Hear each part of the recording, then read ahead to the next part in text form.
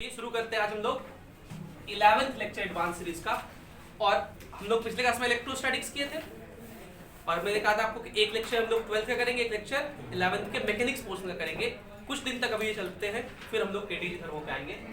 तो आज मैंने आपके लिए मैकेनिक्स के कुछ क्वेश्चंस लाए हैं।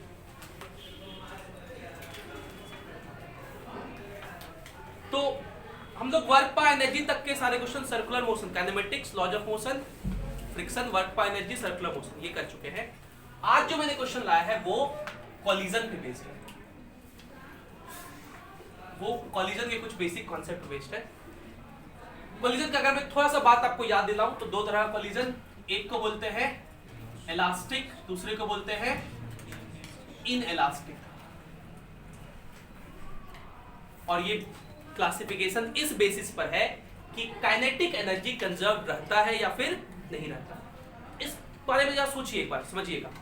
कॉलिजन जो है एक फेनोमेनन है। अगर बेसिक डेफिनेशन की बात करें तो कॉलिजन एक इवेंट है जिसमें दो पार्टिकल एक ही समय एक ही पोजीशन पे पहुंचते हैं। जब उनका कॉलिजन होता है तो इस सिस्टम का मोमेंटम क्या रहता है? कंजर्व रहता है। तो फिजिक्स की भाषा में एक और डेफिनेशन है कॉलिजन का कि कॉलिजन एक एग्जांपल है किसका? Conservation of momentum principle. अब ये इलास्टिक और इनइलास्टिक क्या है, इस बारे में थोड़ा सा समझ लीजिए। इलास्टिक वर्ड सुनते ही आपका मन इलास्टिसिटी पे जाना चाहिए और इलास्टिक बॉडीज पे जाना चाहिए। किसको बोलते हैं इलास्टिक बॉडीज? जिसपे फोर्स लगाए तो वो डिफॉर्म हुआ और उसके बाद फोर्स को हटाने से वापस से अपने शेप को रिगेन कर ले, इसको बोलते हैं इलास्टिक बॉडी। सोचिए उसी तरह अगर दो बॉडीज का कोलिजन हो, कोलिजन के दौरान उनके शेप में डिफॉर्मेशन होता है। कोलिजन के दौरान उनके शेप में डिफॉर्मेशन होता है, जिस वजह से उनका काइनेटिक एनर्जी का कुछ हिस्सा उनके डिफॉर्म शेप में पोटेंशियल एनर्जी के फॉर्म में स्टोर हो जाता है। और फिर जब वापस से वो लोग डीअटैच होते हैं तो in case of elastic collision पूरा का पूरा डिफॉर्म्ड जो पोटेंशियल एनर्जी था वो खत्म होके वापस से वो बॉडीज अपने शेप को रिगेन कर लेते हैं, इलास्टिक बॉडी जैसा। और कोई भी डिफॉर्म्ड पोटेंशियल एनर्जी नहीं रहता है, सारा का सारा काइनेटिक एनर्जी क्या रहता है? कंजर्व रहता है। लेकिन सोच के देखिए, रियल में ऐसा पॉसिबल है कि आप जाएं, कार से टकराएं और दोनों अपना शेप को वापस से रिगेन कर ले? इलास्टिक कोलिजन रियलिटी में बहुत मुश्किल होता है। ठीक है, तो कुछ ना कुछ काइनेटिक एनर्जी का लॉस जरूर होता है। तो इलास्टिक कोलिजन में काइनेटिक एनर्जी कंजर्व रहता है, काइनेटिक एनर्जी कंजर्व, और इनइलास्टिक कोलिजन में काइनेटिक एनर्जी लॉस होता है। ठीक है, कोलिजन जब भी हम लोग डिस्कस करते हैं तो हम लोग क्या क्या इक्वेशन लिखते हैं, जरा समझिए इस बारे में। तो कोलिजन में हम लोग सबसे पहला इक्वेशन लिखते हैं कंजर्वेशन ऑफ मोमेंटम प्रिंसिपल का। पहले क्वेश्चन हम लोग क्या लिखते हैं? कंजर्वेशन ऑफ मोमेंटम प्रिंसिपल का। मैं कोलिजन पढ़ाऊंगा नहीं, इसका यूज पड़ेगा कहीं कहीं, क्वेश्चंस हम लोग करेंगे उसमें यूज पड़ेगा, लेकिन बेसिक आइडिया एक बार दे रहा हूं, याद दिला देता हूं क्या क्या आपने पढ़ा है पहले से। दूसरा इक्वेशन, अच्छा, कंजर्वेशन ऑफ मोमेंटम प्रिंसिपल कोई भी कोलिजन हो आप यूज कर पाएंगे। आगे हम लोग पढ़ेंगे कि दो तरह का और कोलिजन होता है, ऑब्लिक कोलिजन और हेड ऑन कोलिजन। तो वहां पे यूज पड़ता है कि कंजर्वेशन ऑफ मोमेंटम प्रिंसिपल जो है वो कॉमन नॉर्मल के डायरेक्शन में लिखते हैं। किसमें लिखते हैं? कॉमन नॉर्मल के डायरेक्शन में। तो कंजर्वेशन ऑफ मोमेंटम प्रिंसिपल लिखते हैं अलोंग कॉमन नॉर्मल। ठीक है, और वहां पे हम लोग देखेंगे कि एक कॉमन टेंजेंट होता है जिसमें हम लोग इंपल्स मोमेंटम इक्वेशन लिखते हैं। क्या लिखते हैं? इंपल्स मोमेंटम इक्वेशन या इंपल्स मोमेंटम थ्योरम लिखते हैं। जब वो चर्चा करेंगे तो वो उस पे आएंगे, अगली क्लास में वो मिलेगा हम लोग को। तो ये हो गया कंजर्वेशन ऑफ मोमेंटम प्रिंसिपल। ठीक है, दूसरा इक्वेशन जो लिखते हैं वो उसको बोलते हैं NLR, Newton's law of restitution. Newton's law of restitution. कोई भी कोलिजन हो आप न्यूटन्स लॉ ऑफ रेस्टिट्यूशन लिख सकते हैं, एनएलआर का इक्वेशन लिख सकते हैं। कैसे लिखते हैं? तो मान लीजिए ये सरफेस है, ये डायग्राम बिफोर कोलिजन है, ये सिचुएशन बिफोर कोलिजन है। इसमें एक ब्लॉक है, इस ब्लॉक का मास m1 है, ये u1 स्पीड से चल रहा है। इधर एक ब्लॉक है, इसका मास m2 है और ये u2 स्पीड से इधर आ रहा है। तो इस सिस्टम का इनिशियल मोमेंटम लिखेंगे आप, इनिशियल काइनेटिक एनर्जी लिख सकते हैं, पहले हम लोग लिखते हैं वेलोसिटी ऑफ अप्रोच। क्या लिखते हैं? Velocity of approach. Velocity of approach basically relative velocity है। तो दो बॉडीज अगर सेम ही डायरेक्शन में जाएं तो रिलेटिव वेलोसिटी माइनस करके निकालते हैं, और अगर ऑपोजिट में जाए तो प्लस हो जाते हैं। तो u1 u2 ऑपोजिट में है, इसलिए क्या हो जाएगा velocity of approach? u1 plus u2, क्योंकि दोनों एक दूसरे को अप्रोच कर रहे हैं। अगर दोनों सेम ही डायरेक्शन में जाता, मान लीजिए ये इधर और ये इधर, तब लिखते माइनस में। और कौन सा माइनस कौन सा लिखते हैं? तो बड़ा माइनस छोटा, ठीक है, क्योंकि कोलिजन इस कंडीशन में तभी हो सकता है जब पीछे वाला का वेलोसिटी क्या हो? ज्यादा हो, तभी तो टकरा सकता है। तो ज्यादा माइनस कम लिखेंगे। दूसरा डायग्राम हम लोग बनाते हैं आफ्टर कोलिजन का। आफ्टर कोलिजन का डायग्राम बनाते हैं, और उसमें जैसे ये ब्लॉक m1 मास का है, ये ब्लॉक m2 मास का है, तो ये v2 से इधर चला जाएगा और ये v1 से इधर चला जाएगा, ठीक है।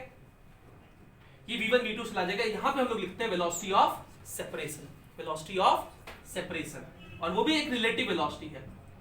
और दोनों अगर ऑपोजिट डायरेक्शन में हो तो प्लस करके लिखेंगे, दोनों अगर सेम डायरेक्शन में हो तो माइनस करके लिखेंगे। न्यूटन्स लॉ ऑफ रेस्टिट्यूशन कहता है कि एक हम लोग टर्म डिफाइन करेंगे जिसको हम लोग बोलेंगे coefficient of restitution. Coefficient of restitution को ई से लिखेंगे, इसको हम लोग बोलेंगे कोएफिशिएंट ऑफ रेस्टिट्यूशन। आखिर ये है कि अगर इसको समझने का मन करे कभी, तो रेस्टिट्यूट करने का मतलब होता है वापस से डिफॉर्म्ड अगर है तो वापस से शेप को रिगेन करने का टेंडेंसी कितना है।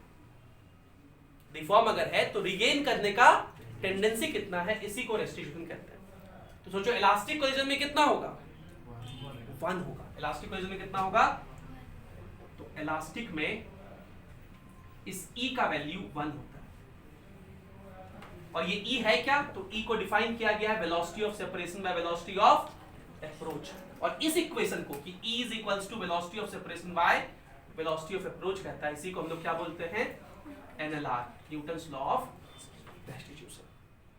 ये आप सब में लगा सकते हैं, कंजर्वेशन ऑफ मोमेंटम प्रिंसिपल भी सब में लगा सकते हैं, NLR भी आप सब में लगा सकते हैं। तो इलास्टिक कोलिजन में E का वैल्यू कितना होता है? 1, इसलिए वेलोसिटी ऑफ सेपरेशन और वेलोसिटी ऑफ अप्रोच क्या होता है? बराबर होता है, क्योंकि VS/VA E के बराबर है, और अगर E 1 हो गया तो दोनों बराबर हो। दूसरा जो टाइप ऑफ कोलिजन है उसका नाम क्या है? In elastic. और इन इलास्टिक में E का वैल्यू 1 से छोटा होता है और 0 या फिर 0 के बराबर होता है। तो यहाँ पे भी हमारे पास दो केस बनेंगे, एक तो अगर E का वैल्यू 0 से 1 के बीच है, और दूसरा अगर E का वैल्यू 0 है। अगर E का वैल्यू 0 पुट कर दे तो VA इधर आके 0 हो जाएगा, मतलब वेलोसिटी ऑफ सेपरेशन इस केस में 0 होता है। वेलोसिटी ऑफ सेपरेशन 0 होता है, और इसका मतलब बॉडीज साथ साथ मूव करते हैं, एक ही साथ मूव करते हैं। Bodies move together, bodies move together. और इस वाले कोलिजन को हम लोग क्या बोलते हैं? परफेक्टली इनइलास्टिक कहते हैं। क्या बोलते हैं इसको? Perfectly inelastic. और इस केस में काइनेटिक एनर्जी का लॉस मैक्सिमम होता है। इस केस में काइनेटिक एनर्जी का लॉस मैक्सिमम होता है, maximum loss of kinetic energy होता है। और वो कितना लॉस होता है? तो half into mu into velocity of approach का स्क्वायर। कितना काइनेटिक एनर्जी लॉस होता है? Half into mu into velocity of approach का स्क्वायर। और ये म्यू क्या है? इसको बोलते हैं रिड्यूस्ड मास, जो कि होता है m1 into m2 bye m1 plus m। और दूसरा कोलिजन है ये वाला, ये भी इनइलास्टिक कोलिजन, लेकिन परफेक्ट नहीं है। आप इसको बोल सकते हैं इम्परफेक्टली इनइलास्टिक कोलिजन। और इसमें क्या होता है? इसमें भी काइनेटिक एनर्जी लॉस होता है, इसमें भी काइनेटिक एनर्जी लॉस होता है। जब आप इलास्टिक कोलिजन की बात कर रहे हो तो यहां पे आपके पास एक और इक्वेशन अवेलेबल रहेगा जिसका नाम है काइनेटिक एनर्जी कंजर्वेशन इक्वेशन, ठीक है। तो मोटा मोटी पूरे कोलिजन में 4 इक्वेशन आपको लिखने होते हैं। पहला equation conservation of momentum principle. साधारण जब हेड ऑन कोलिजन होगा तब तो वेलोसिटीज एक ही लाइन में होता है, तो नॉर्मल लिख दीजिए। जब ऑब्लिक कोलिजन होता है तो वेलोसिटीज का डायरेक्शन चेंज करता है, तो हम लोग डिफाइन करते हैं कॉमन नॉर्मल। वेलोसिटीज का बॉडीज का नॉर्मल के कॉमन में लिखते हैं कॉमन नॉर्मल, और दूसरा उसके टेंजेंट से लिखते हैं कॉमन टेंजेंट। तो Cn और Ct में कॉमन टेंजेंट में हम लोग लिखते हैं इंपल्स मोमेंटम इक्वेशन। तो दो इक्वेशन ये हो गए, तीसरा क्या हो गया, एनएलआर कोएफिशिएंट ऑफ रेस्टिट्यूशन का इक्वेशन, और चौथा हो गया काइनेटिक एनर्जी कंजर्वेशन का, जो कि सिर्फ और सिर्फ किसके लिए लिख सकते हैं, इलास्टिक कोलिजन के लिए। ठीक है, तो मेरे ख्याल से कोलिजन का इतना इंट्रोडक्शन काफी है। अब आज का हम लोग सवाल शुरू करते हैं। एसएस क्रोटोव के क्वेश्चन नंबर कहां तक कर लिए थे हम लोग, 8 तक, तो 7 तक कर लिए थे, 8 से आज शुरू करेंगे। पहले इसको लिखिए फिर आगे बढ़ेंगे। चलिए हम लोग डिस्कस करते हैं एसएस क्रोटोव प्रॉब्लम नंबर 1.8। क्वेश्चन है, a small ball thrown at an initial velocity v0, कितने से फेंके हैं, v0 से, at an angle alpha to the horizontal, strikes a vertical wall moving towards it at a horizontal velocity v, and after elastic collision, ये word question में missing है कि जो कोलिजन कैसा है, वो कैसा है, इलास्टिक एज्यूम करना है आपको। The ball bounces to the point from where it was thrown, collide किया और कोलिजन के बाद वो वही पॉइंट पे आ गया जहां पे वो चला था। Determine the time t from the beginning of motion to the moment of impact, जब से मोशन शुरू हुआ था तब से टकराने तक का टाइम बताइए। अब जरा समझिए ध्यान से, पूरी डिस्कशन को अच्छे से समझिए, और इस क्वेश्चन के हेल्प से हम लोग 2-3 बातें रिवाइज करेंगे, समझिएगा अच्छे से। मान लीजिए एक पार्टिकल को हमने फेंका v0 वेलोसिटी से, कितने एंगल पे, अल्फा एंगल पे, और इसका पाथ कुछ ऐसा होता, इसका पाथ कुछ ऐसा होता, प्रोजेक्टाइल मोशन का पाथ, और इस प्रोजेक्टाइल का टाइम ऑफ फ्लाइट अगर पूछा जाए पूरा t का t कितना कहते हैं, 2v0 sin alpha by g,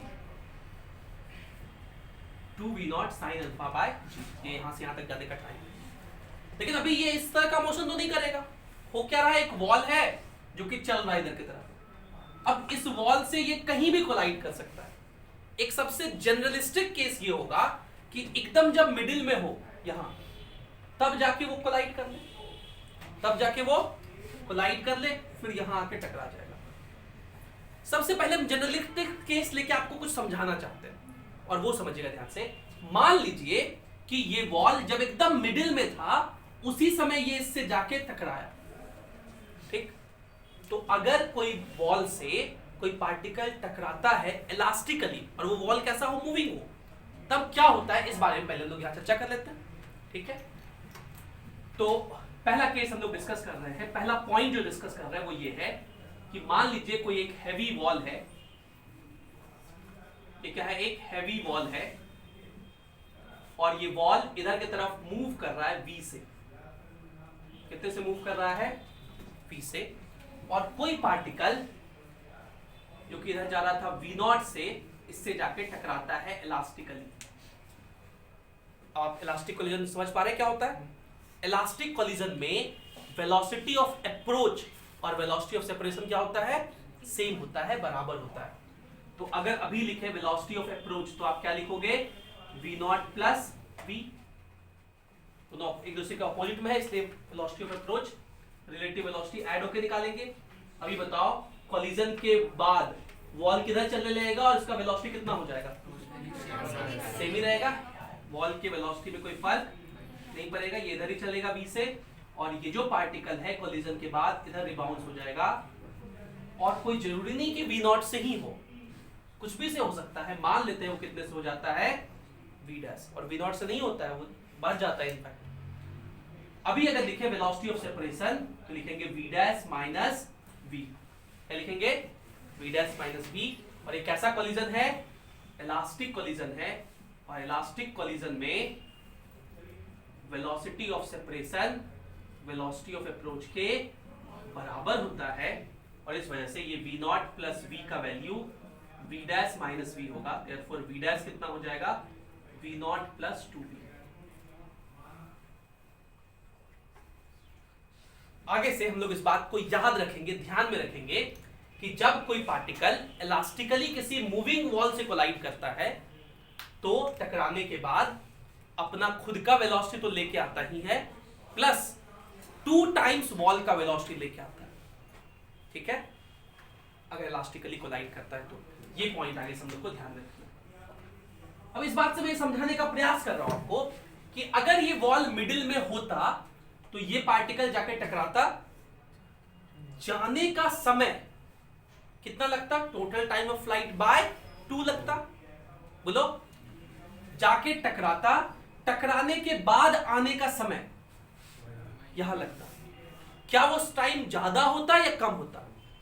क्योंकि सोचिए टकराने के बाद वेलोसिटी तो बढ़ गया इधर, तो समय ज्यादा लगता या कम लगता? समय उतना ही लगता, क्योंकि समय जो है वो सिर्फ वर्टिकल वेलोसिटी पे डिपेंड करता है, हॉरिजॉन्टल वेलोसिटी पे डिपेंड नहीं करता। अब इस बात को जरा समझिए। मान लीजिए कि अच्छा, इस टर्म को ऐसे समझ सकते हैं, V नॉट साइन अल्फा। जो V नॉट साइन अल्फा है ये कौन सा वेलोसिटी है? Vertical velocity, vertical velocity. तो V नॉट कॉस अल्फा की कुछ भी वैल्यू हो, V नॉट साइन अल्फा का जो वैल्यू है उसी पर टाइम ऑफ फ्लाइट डिपेंड करेगा। तो ये जाके कोलाइड करेगा और वापस भी आएगा। जाने का टाइम और आने का टाइम सेम भले हो ना हो, लेकिन टोटल टाइम जो होगा वो कितने के बराबर होगा? टाइम ऑफ फ्लाइट के ही बराबर होगा। इस बात को हम एक बार प्रूफ करके आपको दिखा रहे हैं, ठीक है? तो आप अच्छे समझ पाएंगे। तो प्रूफ करने का एक तो आइडिया है कि जनरलिस्ट मतलब एक आइडिया है कि ये मिडिल वाला केस ले ले और उससे प्रूफ कर दे, या एक आइडिया है कि जनरलिस्टिक केस लेके सर प्रूफ करके दिखाइए। मैं दोनों लेके प्रूफ करके दिखाता हूं। पहले समझिए, अगर ये वॉल से मिडिल में ही टकराया होता, मान के चल रहे हैं कि इस वॉल से कैसे टकराया, ये मिडिल में, और अगर आप ये बात बस समझ गए कि जाने का टाइम और आने का टाइम मिला करके टोटल टाइम ऑफ फ्लाइट के बराबर ही होगा, तो इस बात से आपका सवाल एक लाइन में फिर खत्म हो जाएगा। इसलिए इस सवाल का पूरे का की पॉइंट क्या है कि अगर कोई पार्टिकल किसी मूविंग वॉल से इलास्टिकली कोलाइड करता है तो जाने का टाइम प्लस आने का टाइम का टोटल समय सम जो होता है वो प्रोजेक्टाइल के टाइम ऑफ फ्लाइट के बराबर ही होता है, वो फर्क नहीं पड़ता है। इसी बात को के ऊपर सवाल ही पूछा गया। इस बात को समझ लिए, प्रूफ कर लिए, जान लिए और आगे से याद रख लिए, तो ये सवाल फिर एक लाइन का। तो मान लेते हैं कि ये वॉल कहां है? एकदम वर्टिकल में। तो ये पार्टिकल आया और एकदम इसी तरह कोलाइड करेगा। बोलो, इसी तरह कोलाइड करेगा तो कितने से कोलाइड करेगा? V नॉट से, और ये वॉल इधर कितने से जा रहा था? V से। कोलिजन के बाद इस पार्टिकल का इधर की तरफ वेलोसिटी कितना हो जाएगा?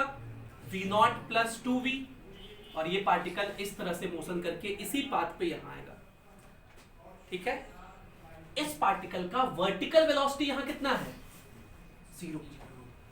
वर्टिकल वेलोसिटी कितना है? 0। अब अगर इसी चीज को उल्टा सोचिए कि अगर ये वॉल कोलाइड नहीं करता तो पार्टिकल कैसा रहता? इधर की तरफ इसका स्पीड होता V नॉट, लेकिन वर्टिकल स्पीड अभी भी क्या रहता? मैक्सिमम हाइट पे 0, और ये इस तरह का पाथ करके यहां तक आता। अब अगर हम पूछें किसी टावर से किसी पार्टिकल को फेंके हैं हॉरिजॉन्टली और वो जमीन पर जाता है, तो बताओ टाइम का फॉर्मूला क्या होता है? तो आप कहते हैं √2h/g। क्या कहते हैं? किसी टावर से किसी पार्टिकल को हॉरिजॉन्टली फेंक दिया जाए तो कितने टाइम में वो जमीन पे गिरता है? √2h/g। क्या वो इस बात पे डिपेंड करता है कि कितना से फेंके हैं? बोलो, सिमिलरली जब इधर आ रहा है तो यही तो है क्वेश्चन, एक टावर है, इसको फेंक दिए हैं, तो ये स्पीड कितना भी हो क्या ही फर्क पड़ता है? आने का टाइम कितना रहेगा? √2h/g। तो देखो यहां से यहां तक जाने का टाइम, ये V नॉट स्पीड से आ रहा था, लेकिन टाइम कितना था? √2h/g। बोलो, इधर भी आ रहा है, स्पीड ज्यादा है V नॉट प्लस 2, लेकिन ये जाने का टाइम कितना? यहां पहुंचने का टाइम √2h/g ही है। ऐसा इसलिए है क्योंकि वर्टिकल वेलोसिटी पे टाइम डिपेंड करता है, ठीक? अब सोचो, जब ये अगर ये वॉल नहीं होता तो ये पार्टिकल यू करके जाता, टोटल टाइम यही लिखते। जब ये वॉल से टकराया तो गया तो अभी भी उतना ही टाइम t/2। बोलो, और आने का टाइम बिल्कुल वैसा ही है जैसा ये वाला टाइम था, तो टोटल टाइम क्या हो गया? टाइम ऑफ फ्लाइट के बराबर। तो ये तो मैंने एक जनरल केस लेके देखा, जब कहां है ये वॉल? मिडिल में टकराता है, तब मिडिल में से आपको समझ में आ गया होगा, ठीक है? लेकिन अगर आपको किसी और जनरल केस भी लेके जाना हो, मिडिल में क्या है कि जिस पाथ से गया उसी पाथ से आया, लेकिन अगर कहीं बीच में टकराता है, यहां कहीं टकराता है, तो मैं उस डायग्राम को यहां दिखा रहा हूं। मान लीजिए इस पार्टिकल को फेंके हैं v0 वेलोसिटी से कितने एंगल पे, अल्फा एंगल पे, और ये वॉल से कहीं यहां टकराया, ये पार्टिकल यूं करके गया और इस तरह से जाके यहां टकराने का ये चेष्टा कर रहा है। सुनिएगा ध्यान से, इस समय अगर इस पार्टिकल का वेलोसिटी देखें तो ये वेलोसिटी ऐसे है, ये वेलोसिटी ऐसे है। इस वेलोसिटी के दो कंपोनेंट होंगे, एक कंपोनेंट होगा हॉरिजॉन्टल कंपोनेंट जो कि कितने के बराबर होगा, हॉरिजॉन्टल कंपोनेंट तो हमेशा सेम रहता है v0 cos alpha, v0 cos alpha. अच्छा, यहां जब हम ये v0 निकाल लेते हैं तो ये v0 नहीं लिखना चाहिए था, हॉरिजॉन्टल कंपोनेंट कितना होता है v0 cos अल्फा,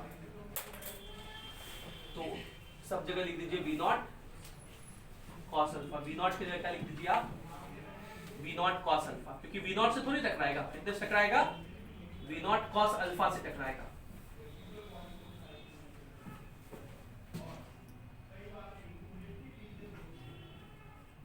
और यहां भी ये कितना, v0 cos अल्फा, ठीक है। तो ये पार्टिकल ऐसे जा रहा है, इस समय इसका वेलोसिटी जब टकराया तो इस तरह का वेलोसिटी था इसका, इसका हॉरिजॉन्टल कंपोनेंट कितना है v0 cos अल्फा, और वर्टिकल कंपोनेंट कितना है v0 sin alpha, v0 sin alpha, ठीक है। कोई दिक्कत यहां तक? अब देखिए यहां से आप समझ सकते हैं वो जो मैंने अभी कहा था ना, कॉमन नॉर्मल और कॉमन टेंजेंट क्या होता है। तो इस लाइन को हम लोग बोलते हैं कॉमन नॉर्मल और इस लाइन को बोलते हैं कॉमन टेंजेंट। क्योंकि अभी ये स्मूथ वॉल है, नहीं दिया फिर भी आप मान के चलिए स्मूथ है, क्वेश्चन में लिखा है नेग्लेक्ट फ्रिक्शनल लॉसेस, मैंने लिखा नहीं क्योंकि ये स्मूथ वॉल है, इसलिए वर्टिकल वेलोसिटी कितना रहेगा ये वाला v0 sin अल्फा, और हॉरिजॉन्टल वेलोसिटी ये जो v0 cos अल्फा है, जैसे टकराया कितने से रिबाउंस होगा, तो ये देखिए हॉरिजॉन्टल वेलोसिटी कितने से रिबाउंस होता है, यहां हम लोग देखें v0 cos alpha plus 2v से, मतलब ये v डैश से रिबाउंस होगा, कितने से रिबाउंस होगा, v डैश से। बोलिए अब फिर से आप समझिए कि अगर ये पार्टिकल इस वॉल से नहीं टकराता तो वो इधर जाता, बोलिए वो इधर जाता, इधर की तरफ उसका वेलोसिटी कितना होता, v0 cos alpha, vertical velocity कितना होता, v0 sin अल्फा। जब ये टकरा के इधर आया तो क्या इसका वर्टिकल वेलोसिटी में कोई फर्क पड़ा, अभी भी है ये। और टाइम जाने किधर भी जाने का टाइम जो होता है वो किस पे डिपेंड करता है, वर्टिकल वेलोसिटी पे। तो चाहे ये इधर जाए चाहे ये इधर जाए, वर्टिकल वेलोसिटी तो सेम ही रहेगा। तो आप सोच सकते हैं कि सर लेकिन हमको तो ये फीलिंग आ रहा है कि इधर तो सर ज्यादा v डैश से चल रहा है जो कि v0 cos alpha plus 2v है, तो ये तो तेजी तेजी से जाना चाहिए। तो अगर हॉरिजॉन्टल वेलोसिटी ज्यादा है तो कैसे सर यहीं गिरेगा, ये फीलिंग आ रहा होगा आपको। तो देखिए एक्चुअली होगा क्या कि क्योंकि ये वेलोसिटी ज्यादा है इसलिए इस बार यहां से जब ये इंपैक्ट लेगा तो इंपैक्ट के बाद जितने एंगल से टकरा है, मान लो थीटा एंगल पे टकराया तो थीटा से ही वापस नहीं आएगा, कितने से वापस आएगा, थोड़ा सा ज्यादा से वापस आएगा। क्यों ये ज्यादा हो जाएगा, क्योंकि ये वाला वेलोसिटी का वैल्यू क्या है, ज्यादा है इसके कंपैरिजन में, और ये कुछ ऐसे करके पाथ लेकर के यहां गिरेगा। और आप चाहें तो टाइम का इक्वेशन लिख सकते हैं भाई, through out the motion vertical direction में तो एक ही फोर्स लग रहा था mg, पूरे मोशन में यहां से ये गया टकराया, टकरा के इधर आया, वर्टिकल डायरेक्शन में क्या कोई अलग से फोर्स लगा, नहीं, थ्रू आउट फोर्स क्या है, mg ही लग रहा है। जब ये यहां से चल रहा था तो इसका वेलोसिटी कितना था, v0, कितना था, v0 इधर की तरफ। जब ये आएगा तो इसका यहां स्पीड कितना होगा, सेम रहेगा कि अलग रहेगा। एक बात आप ध्यान रहे कि इलास्टिक कोलिजन जब वॉल के साथ होता है तो सिस्टम का काइनेटिक एनर्जी कंजर्वेशन वायलेट हो जाता है, ठीक है। इलास्टिक कोलिजन जब किसी वॉल के साथ होता है तो सिस्टम का काइनेटिक एनर्जी कंजर्वेशन वायलेट हो जाता है, इस बात पे भी ध्यान देना।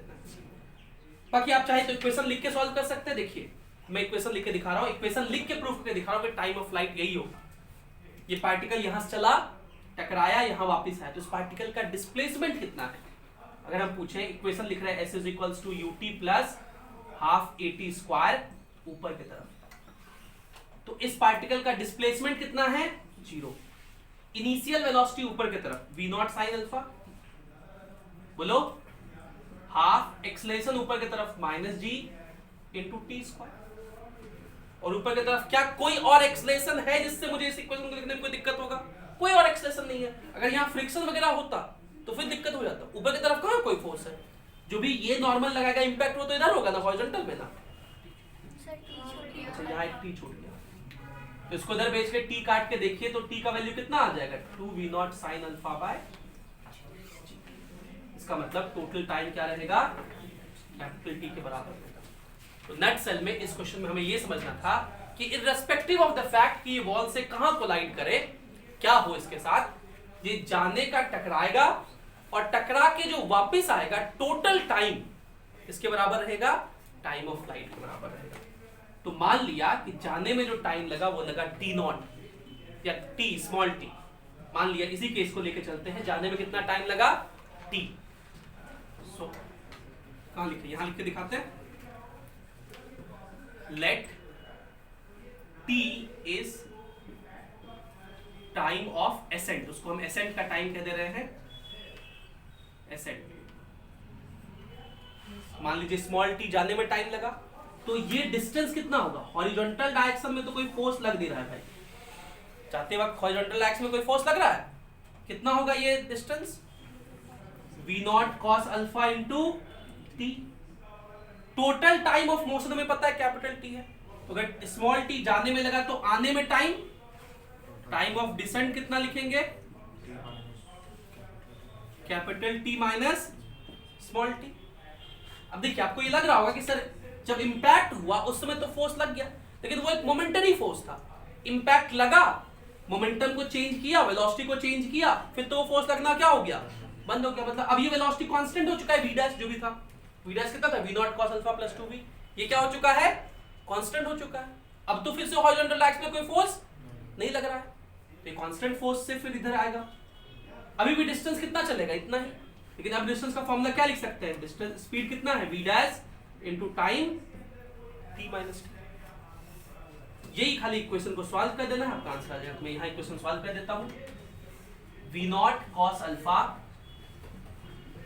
Into small t is equals to v dash, v dash की वैल्यू कितनी है, v naught cos alpha plus 2v into capital T minus small t। अब गौर से देखिएगा, ये जो स्मॉल t है जब इससे मल्टीप्लाई होगा तो v naught cos alpha small t plus 2vt हो जाएगा, उसको मैं इधर भेज रहा हूं, ठीक है, माइनस t से मल्टीप्लाई, यहां भी माइनस यहां भी माइनस, ध्यान दे रहा है, उसको मैं इधर भेज दे रहा हूं, तो v naught cos alpha t minus में इधर आया, प्लस हो गया यहां, और ऑलरेडी यहां v naught cos alpha t है, कितना हो गया 2v not cos alpha t, और ये भी माइनस 2v था, तो इधर आके प्लस 2v इंटू टी, इधर क्या बचा, v naught cos alpha plus 2v into capital T, जिसका वैल्यू कितना है 2v not sine alpha by. इस वाले टर्म को उधर भेजिए, इसमें 2 दोनों जगह है, तो 2 कॉमन लेके काट देंगे, तो 2 यहां से काट दीजिए, ये वाले टर्म को उधर भेज दीजिए, तो स्मॉल t का वैल्यू आ जाएगा, स्मॉल t क्या हो जाएगा, v naught cos alpha plus 2v into sine alpha into v naught by g times of v naught cos alpha plus v। ठीक है, ये हो जाएगा जाने का टाइम, टाइम ऑफ इंपैक्ट। ठीक है, इसको लिखिए, फिर हम लोग अगला सवाल 1.9 करेंगे।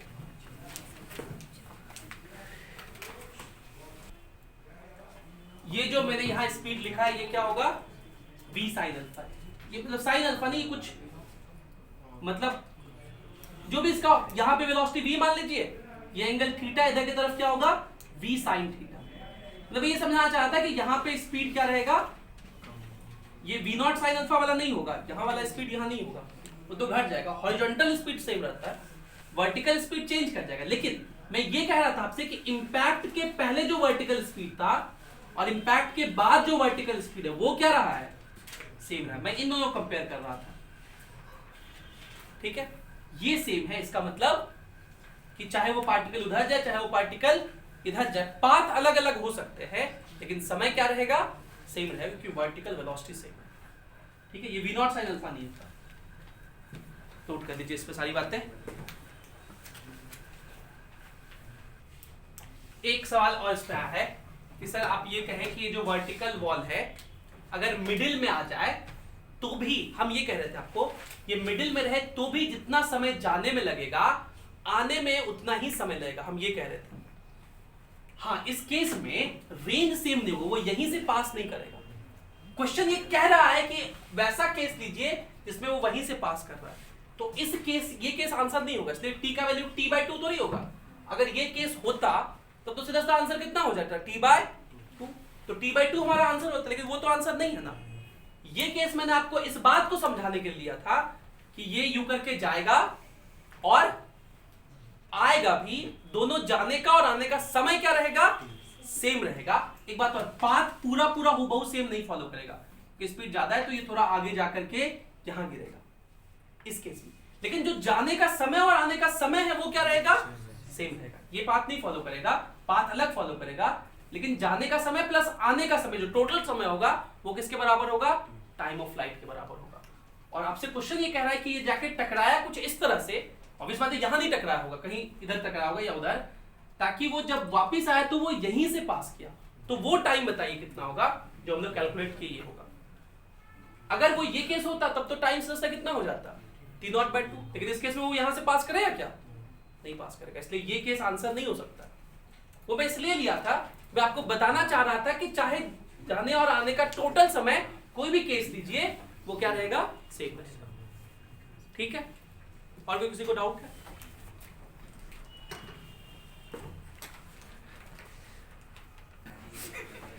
ये वाला स्मॉल टी और ये वाला स्मॉल टी सेम नहीं है, ये तो मैंने प्रूव करके दिखाया कि जाके टोटल लिखे, कैपिटल टी को मैंने लिख दिया था स्मॉल टी गलती से। यार तुम लोग इतना बड़ा हो के ये सब बात पूछेगा। ठीक, अब ये वाला वैल्यू यहाँ पुट कर रहे हैं, गजब कर रहे हो, वीडियो बन रहा है ना, तुम्हारा चेहरा नहीं दिख रहा, चेहरा दिखाना पड़ेगा। ये गलती से स्मॉल टी, मतलब गलती क्या, आप बता रहे थे कि जाने का टोटल टाइम स्मॉल टी मान ले, कि हम पहले टी कैपिटल टी इसलिए नहीं लिख रहे थे ताकि आपको दिखाया जा रहा है कि स्मॉल टी कैपिटल टी के बराबर ही है, इसलिए हम कैपिटल टी नहीं मान के, तो लोग ऐसे कैपिटल टी ही मान लिया, तो इसलिए हम स्मॉल टी माने थे। बाकी वो स्मॉल टी ये वाले के बराबर नहीं है, वो तो हम यहाँ लिखे स्मॉल टी माने हैं, यहाँ पुट नहीं कर देना उसको। ठीक है, चलिए अगला सवाल करते हैं हम लोग 1.9। अब चलिए अगला सवाल जो है उसमें ये कहा गया है कि एक बॉल है, वो मूव कर रहा था कांस्टेंट वेलोसिटी से on a horizontal surface and at point A falls into a vertical well of depth h and radius r। ये ऐसा है कि मान लीजिए ये एक हॉरिजॉन्टल सरफेस है और यहाँ पे एक कुआं था, यहाँ पे क्या था, कुआं था। इस वेल का डेप्थ कितना है, h, और इसका रेडियस कितना है, r। ये दिया हुआ नहीं डायग्राम। तो ये एक पार्टिकल था जो कि यहाँ चल रहा था, कितने स्पीड से, v स्पीड से, और ये जाकर के यहाँ गिर जाता है। लेकिन यहाँ पे वेलोसिटीज का कुछ अलग है। इसका टॉप व्यू देखें तो इसमें टॉप व्यू दिया हुआ है कि ये मान लीजिए वो गड्ढा है और ये डायमीटर है, तो ये सीधा नहीं जा रहा है, ये डायमीटर के साथ v0 एंगल पे आ रहा है, मतलब कितना एंगल पे, अल्फा एंगल पे, इस तरह पे आ रहा है उसमें। ठीक है, आपसे कह रहा है कि ये इसमें गया तो क्या क्या सिचुएशंस हो सकता है, बहुत सिचुएशंस हो सकते हैं कि ये पार्टिकल यहां पे जाए, डायरेक्ट गिरे, इलास्टिक कोलिजन हो और इससे कूद के बाहर निकल जाए। एक केस तो ये बन सकता है। दूसरा क्या केस क्या बन सकता है, ये यहां से गिरे, इससे जाके टकराए, टकराने के बाद यहां आके टकराए, फिर यहां आके टकराए, फिर ऐसे जाए, फिर ऐसे जाए, फिर ऐसे करके बाहर निकल जाए। आप समझ पा रहे कितने केसेस बन सकते हैं, बहुत सारे केस बन सकते हैं। तो आपको बताने कैसा क्या रिलेशन हो इस VHR और अल्फा के बीच, ताकि हर केस में वो गेट आउट हो जाए, मतलब बाहर निकल जाए। ये कंडीशन बताना। अब अभी भी हम लोग डिस्कस किए कि जो वेलोसिटी होता है या जो टाइम ऑफ फ्लाइट होता है, ये गिरने का समय जो होगा यहाँ पे, वो किस पे डिपेंड करता है? वर्टिकल वेलोसिटी पे। आप सोच के देखिए, आप ये सोच के देखिए कि ये पार्टिकल आया और मान लीजिए डायरेक्ट, अगर डायरेक्ट गिर जाता, अगर ये डायरेक्ट गिर जाता तब तो टाइम का कोई सोचना ही नहीं था, √2h/g। बोलो बोलिए, वर्टिकल वेलोसिटी नहीं है ना। लेकिन मान लो आप कहते हैं कि सर डायरेक्ट नहीं गिरे, ऐसे गिरे, तो ऐसे गिरे, यहां से टकरा के फिर ऐसे गिरे मान लीजिए, तो क्या इस केस में भी टाइम ऑफ फ्लाइट उतना ही होगा? बोलेंगे यस बिल्कुल, अभी भी टाइम ऑफ फ्लाइट क्या होगा? √2h/g होगा। तो लग रहा है कि ये चीज ऐसा भी होता है, तो पता ही नहीं था।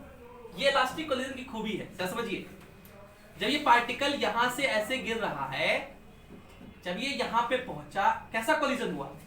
Elastic collision. सोचिए देखिएगा जरा, इस समय इसके पास दो वेलोसिटी था, एक हॉरिजॉन्टल, दूसरा। जब ये यहां से टकराया तो टकरा करके वॉल तो फोर्स ऐसे लगाया होगा, तो वॉल से टकराने के बाद कौन सा वेलोसिटी चेंज हुआ होगा? हॉरिजॉन्टल। उसकी वजह से वो इधर उधर जाएगा। वर्टिकल वेलोसिटी तो अभी भी कितना रहा? सेम ही रहा ना। आप समझ पा रहे हैं मेरी बात?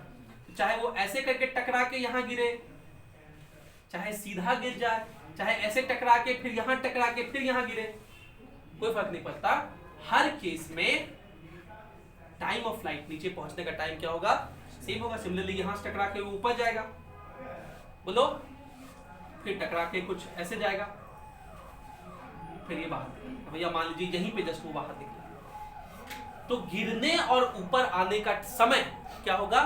√2h/g ही होगा, टाइम से ही होगा। सो अगर total time to come out पूछे हम, total time to come out ये कितना होगा? 2 टाइम्स ऑफ √2h/g। यहां तक ठीक है? ठीक है। अब एक बहुत इंपॉर्टेंट बात समझिए, मान लीजिए कि ये इस समय तक यहां पहुंच जाएगा, ऊपर टॉप मोस्ट पॉइंट पे, लेकिन उसका पोजीशन यहां हो, तो क्या होगा? वापस नीचे गिर जाएगा। बाहर निकलने के लिए इस समय उसको कहां पहुंचना पड़ेगा? सरकमफ्रेंस पे। तो कहां पहुंचना पड़ेगा? सरकमफ्रेंस पे। पक्का? बाहर निकलने के लिए कहां पहुंचना पड़ेगा? समझिए, एक वॉल है ऐसे, वेल है मतलब कुआं है ऐसे, कोई पार्टिकल बीच में आके टाइम खत्म कर ले अपना, कितना ही टाइम पे हम रह सकते हैं, फिर वो क्या होगा? ग्रेविटी नीचे खींच रहा है, नीचे खींच जाएगा। ऐसा थोड़ी है कि वहां एक हम लोग कहेंगे अच्छा निकल जाओ, अपने आप तो नहीं निकल पाएगा ना। तो मतलब इस टाइम पर अगर बाहर निकलना है तो उसको कहां होना पड़ेगा? सरकमफ्रेंस होना पड़ेगा। तो इस केस में हम लोग सिर्फ वर्टिकल मोशन डिस्कस किए। अब यहां हम लोग हॉरिजॉन्टल मोशन डिस्कस करें। हॉरिजॉन्टल सोचिए, mg ना उसको नीचे ले जा रहा है, तो नीचे कहां जा रहा है उससे मतलब नहीं हम लोग रख रहे हैं। यहां से यहां जब आया तो उसका हॉरिजॉन्टल डिस्प्लेसमेंट कितना हुआ, यहां से आया तो हॉरिजॉन्टल डिस्प्लेसमेंट कितना हुआ, उसको यहां चर्चा कर रहा है। उसको यहां देखिए, ये जो v है, ये जो v है, यही इसको इधर ले जाएगा, बोलो, और ये इसका पहला इंपैक्ट होगा। पहला क्या होगा? इंपैक्ट होगा। गॉस देखना, ये अल्फा है, ये एंगल भी क्या होगा? अल्फा। यहां पे कैसा कोलिजन करेगा वॉल के साथ? Elastic collision. और इलास्टिक कोलिजन मैंने पिछले क्लास में भी आपको सिखाया था कि जब किसी सरफेस से इलास्टिकली कोलाइड करता है तो लॉ ऑफ रिफ्लेक्शन ओबे होता है। लॉ ऑफ रिफ्लेक्शन ओबे होता है। और ये कैसा सरफेस है? कर्व्ड सरफेस है। इस पॉइंट पे जो नॉर्मल होगा वो ऐसे होगा, ये एंगल अल्फा है तो ये भी रेडियस, ये भी कितना होगा? अल्फा। ये इतने ही एंगल पे यहां से रिबाउंस होगा। अगर ये यहां पहुंच के टाइम अपना खत्म कर लेता है तो क्या ये गिर पाएगा, मतलब बाहर निकल पाएगा? यहां पहुंचेगा। अगर इसको यहां जस्ट जब ये सरकमफ्रेंस पे पहुंचा है, उसके पास कुछ वेलोसिटी है और ये टाइम आ जाए तो क्या होगा? बाहर निकल जाएगा, बोलो। लेकिन मान लो ये टाइम अभी भी उससे ज्यादा है, तो ये क्या होगा? ये फिर कोलाइड करेगा। अगर यहां पे टाइम पहुंच जाए तो फिर नीचे गिर जाएगा। लेकिन मान लो यहां पहुंच करके वो टाइम आ जाए, ये बोलेगा अपना टाइम आएगा, तो अगर इसका अपना टाइम आ गया तो यहां से क्या होगा? ये बाहर निकल जाएगा। ठीक है? मतलब जब भी वो बाहर निकलेगा तो उसका पोजीशन कहां होना चाहिए? सरकमफेरेंस पे। जब भी वो बाहर निकलेगा उसका पोजीशन कहां होना चाहिए? सरकमफेरेंस पे। आप सोचिए कि जब वो एक बार चलता है सरकमफेरेंस तक तो कितना हॉरिजॉन्टल डिस्टेंस, ये हॉरिजॉन्टल चीज है। यहाँ पे जैसे देखिए ये चीज ऐसे गया तो इसका हॉरिजॉन्टल मतलब ये डिस्प्लेसमेंट हुआ, इसका हॉरिजॉन्टल कंपोनेंट, ठीक है। तो ये कितना होगा, तो ये कितना होगा भाई देखिए। अच्छा आप लोग को बहुत लोग को लग रहा होगा सर ये वाला हॉरिजॉन्टल कंपोनेंट तो 2r हो जाएगा। इस डायग्राम में पूरा दिख नहीं रहा है सही से, 3D मतलब ये सीधा ऐसे थोड़ी गया है, तो डायमीटर के अलोंग दिख रहा होगा आपको लाइन, ये लाइन वेलोसिटी डायमीटर के अलोंग नहीं, वो कुछ उधर से आ रहा होगा, ऐसा सोचो। अगर मैं 3D दिखा पाता कुछ ऐसे करके तो वो ऐसे करके आ रहा है। तो ये लेंथ कितना होगा निकाल सकते हैं भाई, ये लेंथ तो r है, यहां से इस पे परपेंडिकुलर ड्रॉप कर दीजिए, तो ये लेंथ क्या हो जाएगा r cos अल्फा, ये लेंथ भी कितना हो जाएगा r, तो टोटल लेंथ कितना हो गया 2r cos अल्फा, ठीक है। सिमिलरली ये लेंथ भी कितना होगा 2r cos अल्फा, ये भी लेंथ भी कितना होगा 2r cos। अब जरा सुनिएगा, यहां से यहां तक आने का समय कितना लिखेंगे 2r cos अल्फा बाय इधर की तरफ वेलोसिटी जो कि v है। इस वेलोसिटी का कंपाउंड मत लिख देना, ये तो v हॉरिजॉन्टल वेलोसिटी है ना, और इस v पर वर्टिकल वेलोसिटी कोई असर, वर्टिकल एक्सेलरेशन में कोई असर नहीं पड़ेगा, हॉरिजॉन्टल में थोड़ी कोई एक्सेलरेशन है। और इलास्टिक कोलिजन की वजह से तो वेलोसिटी रिवर्स ही होता है खाली, मतलब हर कीमत पर इसको यहां से यहां जाने में समय कितना लगेगा, उसको स्मॉल t कह रहे हैं, वो कितना होगा 2r cos alpha by v। अब पहला केस हो सकता है कि पहली बार में ही बाहर निकल जाए, मतलब ये स्मॉल t किसके बराबर हो जाए कैपिटल T के, पहला केस ये हो सकता है। दूसरा केस में हो सकता है कि जब दूसरा t यहां पे स्मॉल t लगे तब ये बाहर निकले, तब कैपिटल T पूरा हो। मतलब कंडीशन ये होना चाहिए कि इंटीग्रल मल्टीपल ऑफ t से, इंटीग्रल मल्टीपल ऑफ t से जब ये कैपिटल T के बराबर हो जाए तो ये क्या हो जाएगा बाहर निकल जाएगा, टू गेट आउट, ठीक है। और इंटीग्रल मल्टीपल ऑफ t का मतलब 2r cos alpha by v is equals to 2 times of under root 2h by g होना चाहिए। ये 2 से ये 2 कट जाएगा, तो कंडीशन क्या हो जाएगा nr cos alpha is equals to v into under root 2h by g। ये कंडीशन अगर सेटिस्फाई होगा